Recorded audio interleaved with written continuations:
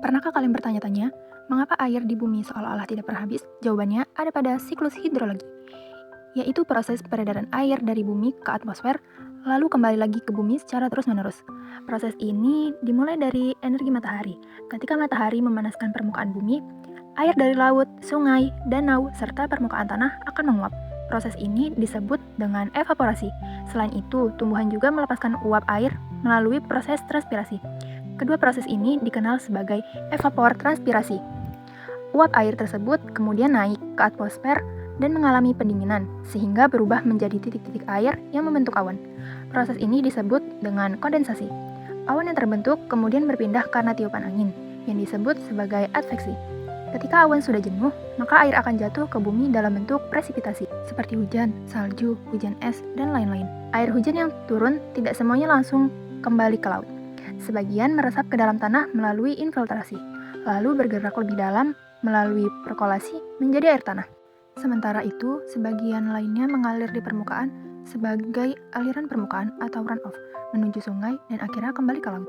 Berdasarkan jenisnya, siklus hidrologi terbagi menjadi 3. Pertama, ada siklus pendek, yaitu melalui proses evaporasi atau penguapan air dari laut, kemudian kondensasi, pembentukan awan, kemudian ada presipitasi, turunnya air hujan.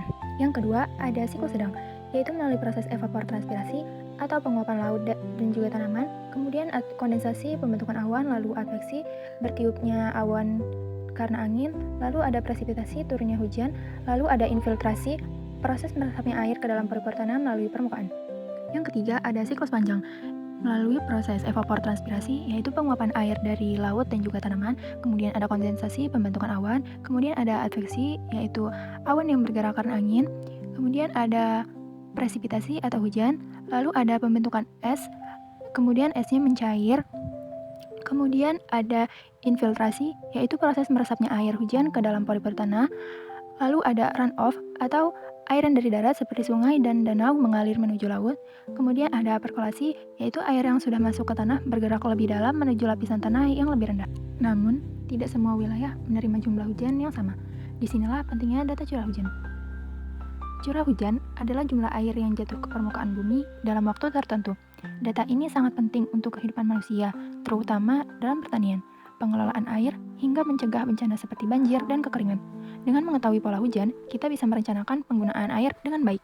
Air hujan yang jatuh ke bumi kemudian mengalir melalui suatu wilayah yang disebut dengan daerah aliran sungai atau das.